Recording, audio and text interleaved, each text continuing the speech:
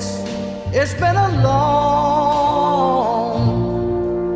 long time coming, but I know a change gonna come.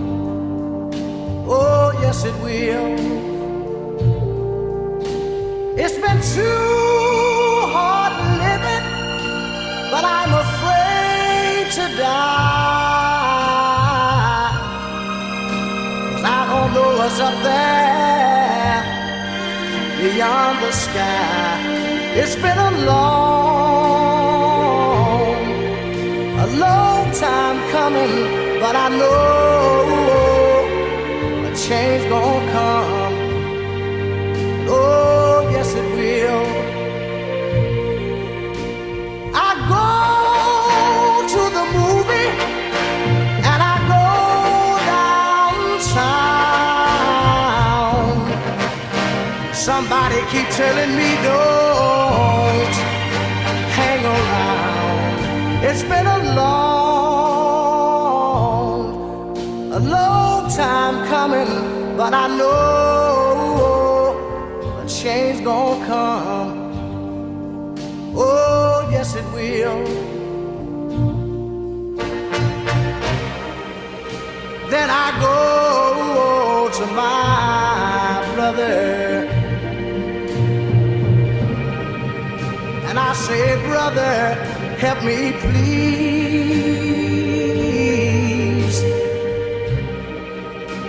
But he winds up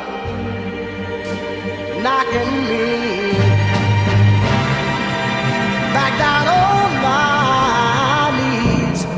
Lord, there've been times that I thought I could last for long, but now I think I'm able to carry on. It's been a long time coming, but I know change gonna come. Oh, yes, it will. Hello, everyone. I hope everybody is doing well today. I hope that you found that introduction, which is, I totally believe, complements the subject for today. Um, a change is going to come has probably been one of my all-time favorites just because of the subject matter, because it speaks to being a better world, being a better humanitarian, being a better citizen, be caring of those outside who may be different from you. And I believe those things help make the world a better place. Sam Cooke was years before his time in writing this piece. The song continues to speak about his hope for a world of harmony and peace for all people. I'm happy to be here, and I hope that the things that I say today will encourage you and implore you to being more socially active in matters. We have so many causes that we should be advocates for, and I want to get to those in just a moment. We live in an imperfect world, but we have daily opportunities to make changes one act at a time. Your concerns become my concerns that become our victories. Music is a powerful, life-changing medium accessible to all. So let's begin with the first ingredient, social justice. Social justice is defined as the philosophy that everyone deserves equal economic, political, social rights, and opportunities. It includes racial equality, gender equality, human rights, healthcare, gun violence, women's rights, religion, ageism, economic justice, environmental justice, climate change, mental health, sexual orientation, refugee crises, autism, special education, and so many more. Who is considered the father of social justice? A gentleman by the name of Manuel L. Quezon, born in 1848. And as you can see by the year of his birth, this has gone on for many decades. The term social justice was coined in the 1840s by Jesuit scholar Luigi Tapparelli. An old concept, one of the most influential explorations of social justice comes from the 20th century American philosopher John Rawls. In A Theory of Justice in 1971, which he tabled as a theory of social justice, Rawls offered the vision of justice as fairness. What are the five core ingredients that we find and we look for in social justice? They are access to resources, equity, participation, diversity, and human rights. The ideal of social justice has been around for hundreds of years, and early advocates include philosophers, religious scholars, and social workers. Socrates, through Plato's Credo, Socrates is credited with developing the idea of a social contract, which people follow society's rules and accept the behaviors and its benefits. Thomas Aquinas developed during the Middle Ages the religious scholar connected being a good citizen to serving God. John Stuart Mill and Henry Sidgwick, these English Unitarian philosophers addressed social justice issues in the 19th century. They were made prominent in the economic inequalities created by industrial capitalism. The concept of social justice, emerged in the early 19th century during the Industrial Revolution and subsequent European civil revolutions. It is not a movement of the current times. The concept was attempted to create more egalitarian societies and address the exploitation of marginalized groups due to the large gap between the rich and the poor. The National Association of Social Workers in the late 1800s worked to protect the civil rights of all people, regardless of gender, regardless of race, regardless of faith or sexual orientation. The African American church during the civil rights movement fueled slave rebellions, nurtured and sustained underground railroads, and was able to train the ground workers for the abolitionist movements. It is also placed a refuge of healings for the oppressed and marginalized and remains a gateway to reach and mobilize African Americans for meaningful change and reform. The religious convictions of the oppressed believed in the following: Blessed are those who hunger and thirst for justice, for they shall be satisfied. Educating Blacks launched the establishment of HBCU, historically Black colleges and universities, to combat discrimination and financial disparities. Two critical actions stem from the Black church. One, the Civil Rights Act of 1964 and the Voting Rights Act of 1965. These were signed into law by President Lyndon Johnson, with King by his side, and the late Congressman John Lewis. First, the Rehabilitation Act of 1973 guaranteed civil rights to all disabled people and required accommodations for disabled students in schools.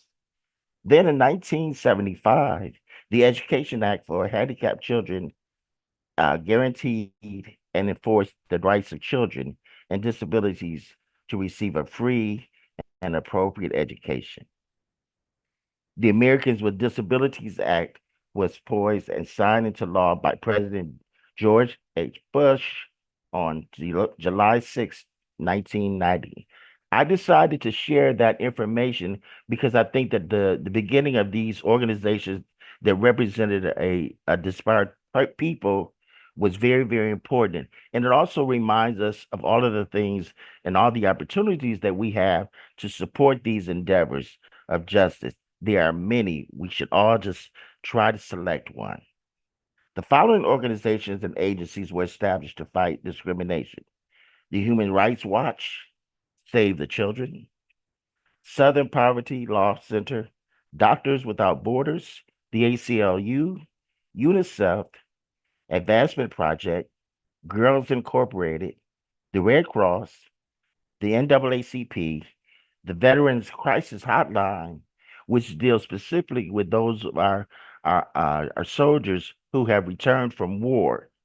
And astonishingly, when I was reading about this, I discovered that there are approximately 22 plus suicides that happen on a daily basis from those who have come back from war with PTSD, which was very, very, very significant to me. And as we talk about the social justice component of it, and I've given you many, many examples of that, I want to delve into ingredient number two, which is the music. Music is a vocal or instrumental sound, combined or not, in such a way as to produce beauty of form, harmony, and expression of emotion.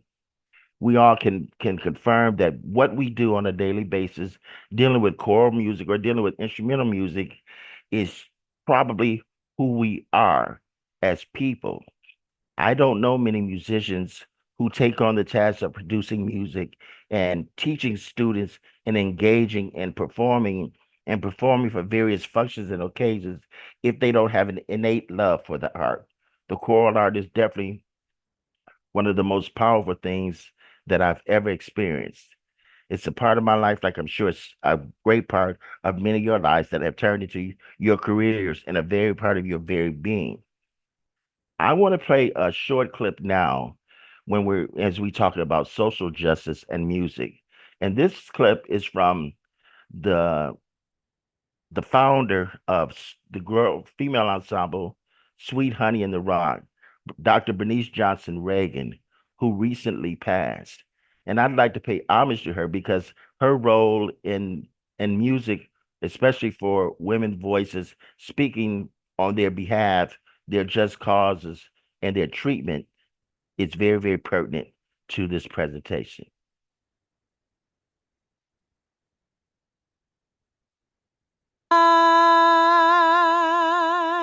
In time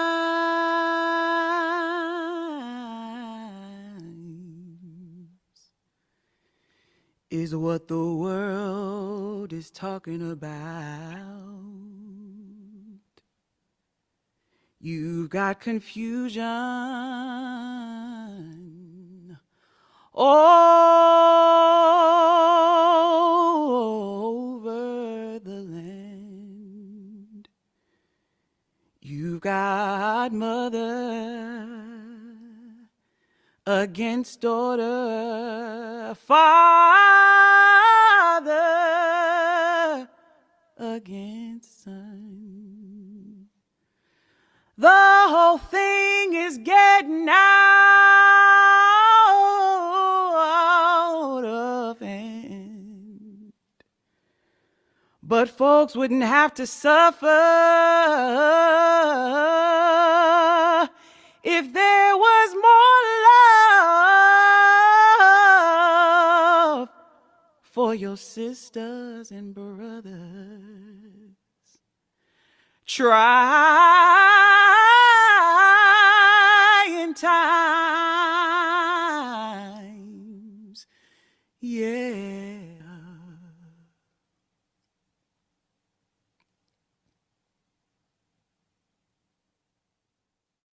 Drinking warm water before. I had the pleasure on a couple of occasions of having conversations with Dr. Reagan, and she was just an inspiration, an advocate for the betterment of people. And I've always enjoyed listening to the Sweet Honey and the Rock Ensemble perform. If in any chance in the future you get the opportunity to attend a concert of theirs, I think that it is life changing, and I think it is extremely inspirational. The the civil rights movement often were held in the black churches. It was a ground for the oppressed to meet uh, in the late 50s and 60s. Many ethnomusicologists believe that the struggles of the oppressed slave were the initial cries for freedom, with songs like Old Freedom or coded songs following the drinking chord. Lord, excuse me. Music is often used to express emotions and views on racism and equality. Many discussions on political changes are fueled by lyrical content.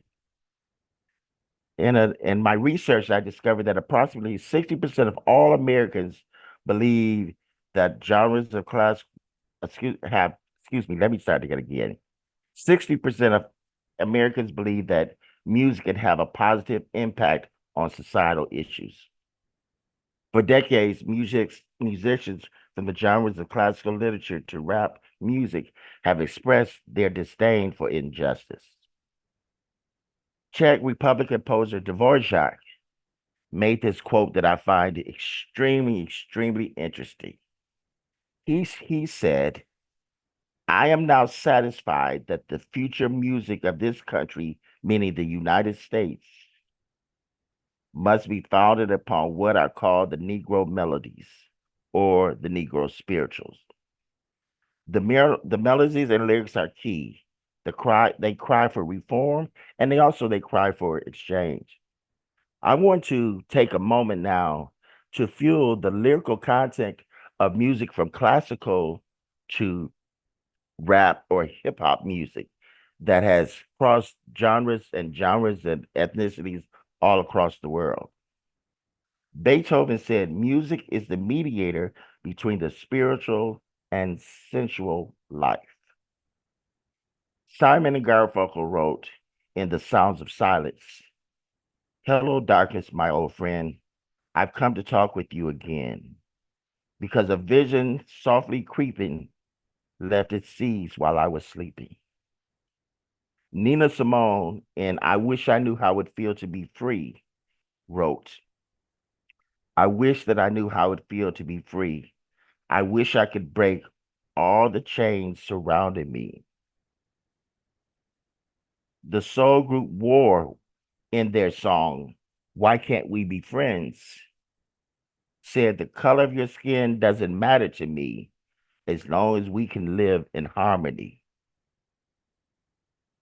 The hip hop ensemble group, Public Enemy, Fight the Power, stated, my love, my beloved, let's get down to business.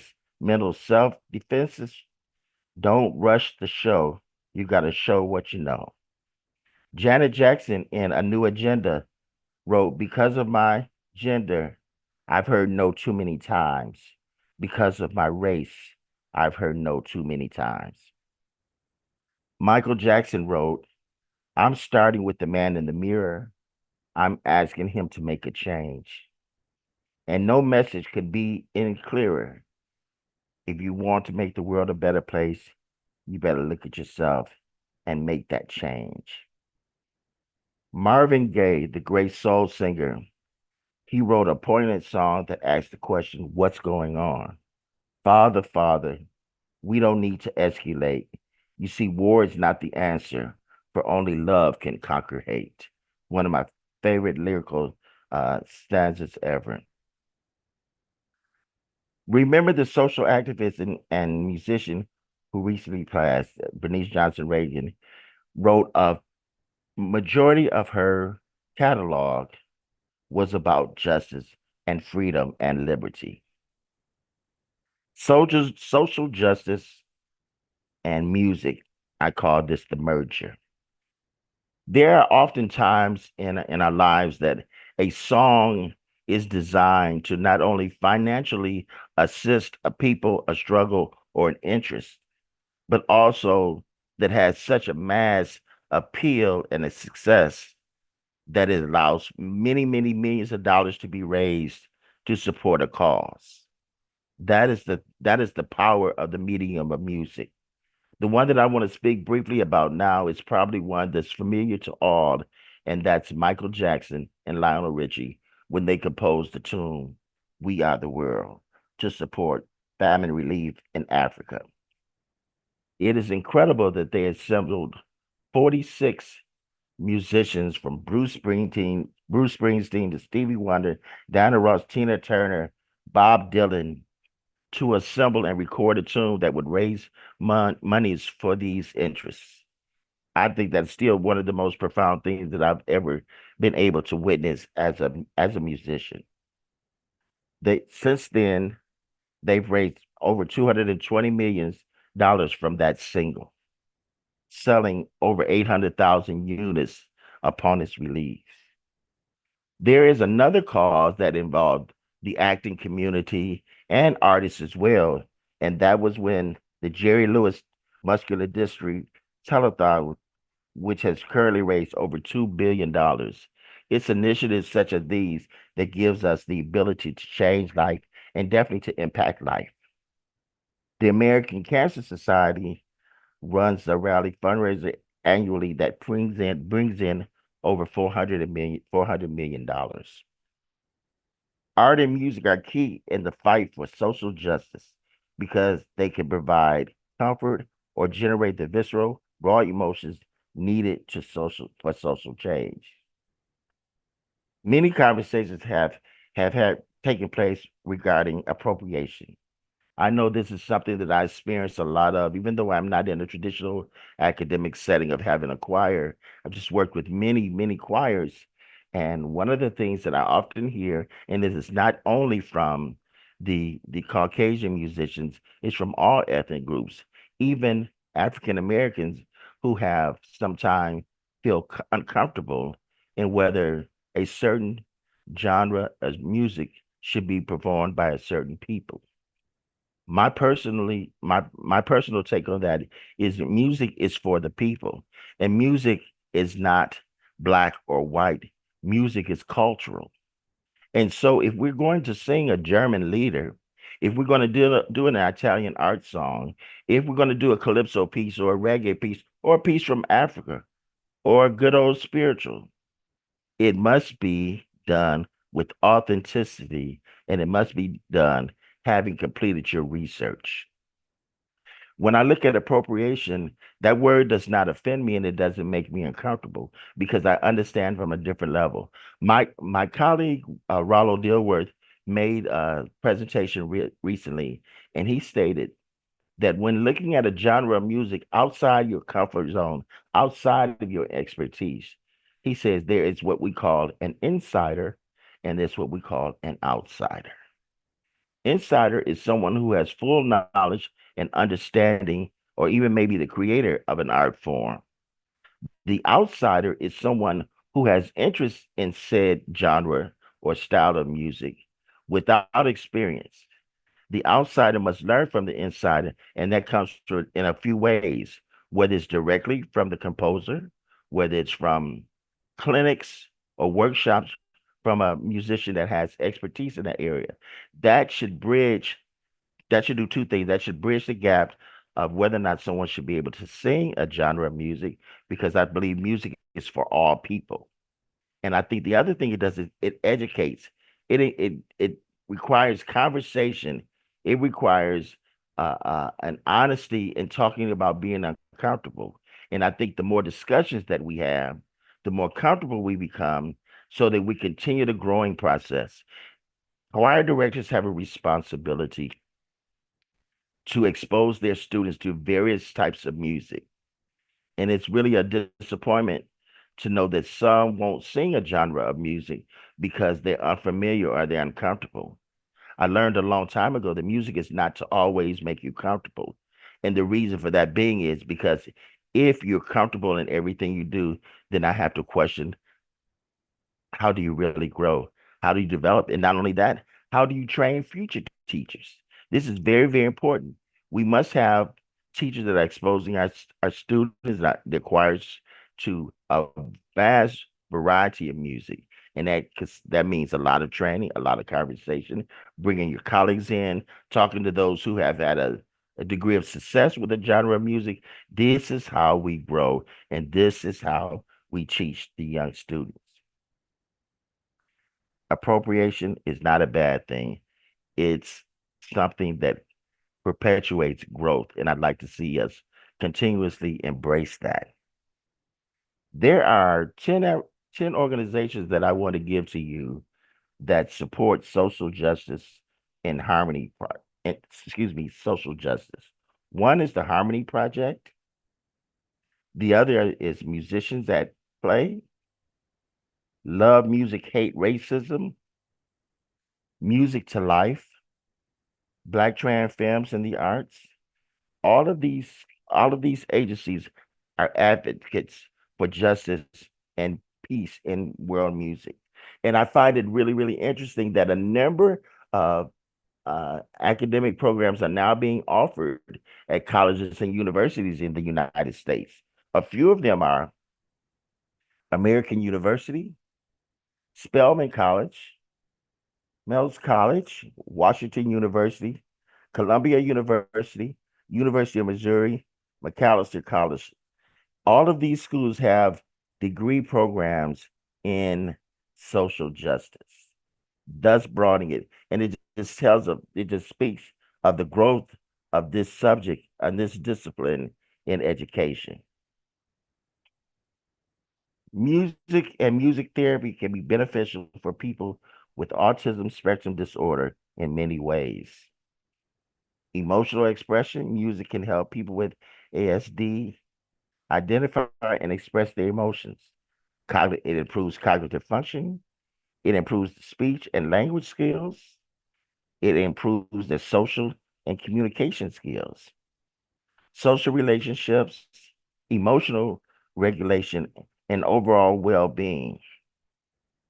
Our benefits of music therapy, which is ever-growing profession for autistic people, include improved self-expression, improved social development, improved empowerment, and improved creativity. Music education can also help people with those suffering from ASD improve their working memory, their executive functioning, and language skills. Depending on the intervention, individualized approaches may include a combination of music, therapy, and education. We all know that we like to root for the basketball team or the tennis team or the swim team or the football team. How many of us really stop to think about how much music impacts and inspires those athletes as they're training? Music is about discipline, and discipline feeds athletics. When considering athletics, there's a strong response to rhythmical qualities of music. One can improve techniques and coordination of the kinetic chain. I think that's very important because singing is very physical.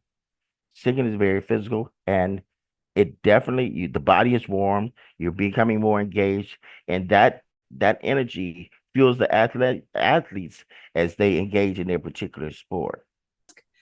Someone asked here, can you speak more about the appropriate presentation of cultural music in the current climate?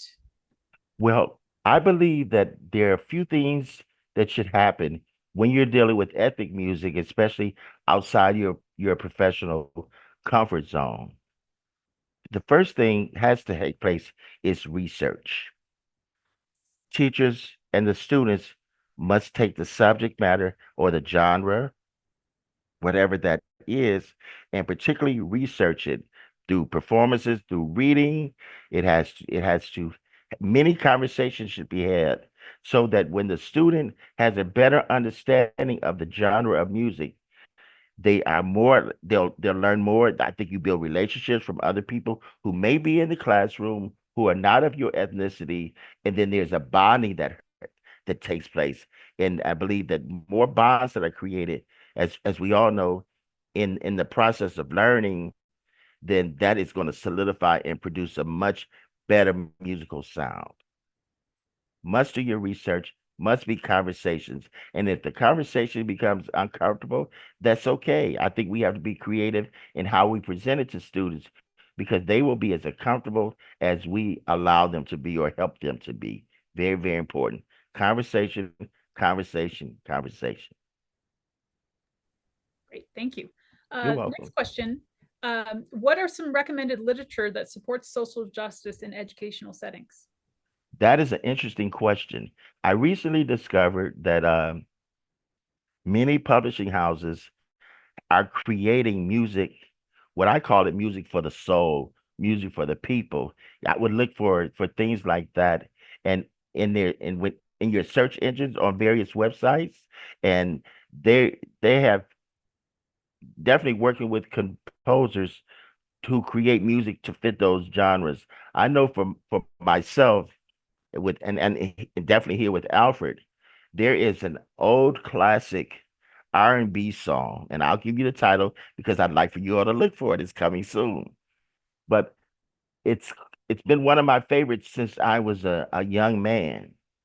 And it's done by a group called Isley Jasper Isley, which is a bonus group from the famous R&B group, the Isley Brothers. The song is entitled Caravan of Love, and it has been a favorite of mine for many years. So since joining the Alfred composer family, I was speaking with Andy, and I said, Andy, I think you own the rights to Caravan of Love. And he said, Stacey, I think we do. So we talked, and we're doing the final edit of it now, and I'm so excited because it speaks to every woman, every man. Join the caravan of love. Stand up, stand up, stand up, which I believe has mass appeal. A person doesn't have to be sensitive about whatever religiously it create any conflicts in that area. It's just a song of being a better human man and saying that love really is the key. And I find it very difficult to say you love somebody and then treat them badly at the same time. I think it's almost impossible. So that'll be out soon. I hope you'll look for it. Uh, we feel really strongly about it being a great piece of music for the masses. Great for concerts, closers, combined or groups of that nature. It'll be coming soon. Great, thank you. You're welcome. Next question, and we've got about 7 or 8 minutes left in our session today. Okay. What are your thoughts on an all or majority white choir singing a spiritual using quote unquote dialect, unquote? I absolutely love it because the spirituals were born from the Africans' migration from Africa and from Cuba and even from Europe to the United States. I think the beauty of dialect is just that. Just like I love German music. I know it's guttural, I know it's raw, but I just think there's something that's so authentically beautiful about it. So I believe that an all-white choir singing a spiritual in dialect, I appreciate the artistry. I appreciate the homage in it. I appreciate them delving enough into the setting to sing it. Really, and speaking of choirs, there was a predominantly white choir that just did one of my arrangements at the World Choir Games in New Zealand, and they nailed it. They nailed it. So again, my main comment, my main statement will always be music is for people, and your color, your melanin in your skin means absolutely nothing as long as it's culturally correct. Thank you. You're welcome. This is additional question. Spirituals are inherently religious and Christian. How do you toe the line between teaching spirituals and appeasing administrators and families who want to keep things non-religious? I totally understand it. There are a number of spirituals and work songs that don't have that are not using the words that could be offensive to some, like as God and Jesus. I really try to work hard to politely move around those as to not insult. Sometimes, you just go for it and hope you don't get any rebuttal. But if you did get negative feedback, I think that has to be considered because music is it's not to offend, but it should be left in the context that the slaves had worship services, and in their worship services, they used those words. So it's up to the conductor, and I think it's up to the students to have conversation and say, this does not speak to who you are and who you should be, but it's just the way that genre was formed, or way that spiritual was written. So it can be a sticky line, but again, have conversations. Conversations bring about meeting of the minds, and I'm convinced of that. How would you share your learning or research about a song in a concert setting so the audience would be aware? I believe that taking the core of what you do, most of the time, publishers want you to give a quick, maybe paragraph synopsis of that spiritual, what it's about, what it meant to you, your inspiration for it. I think those things happen. I personally, I like to have something written on the score because when I'm in the concert mode, I'd rather not be a talker. I just rather do the music. That's just my personal preference. But I believe that you want to give that insight to about that spiritual, about that song, that work song. But I think that should be done in all genres of music that you're doing, regardless of the spiritual. I mean, including the spiritual. If you're doing an art song, if you're doing a piece by Eric Whitaker, Jake Ronstadt, you want to know about what the song is about. And I think as long as conductors are responsible in programming that information, most will stay connected to the message of the song.